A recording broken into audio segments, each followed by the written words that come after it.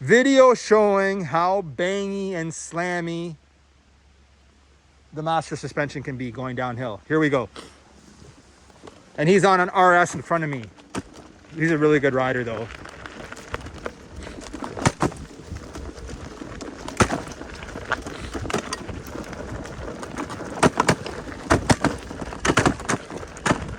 And I also have to tape down the handle now. Oh, icy.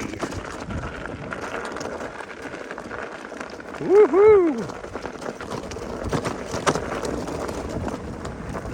So when this isn't roots or big drops or anything, this is just kind of a normal logging road.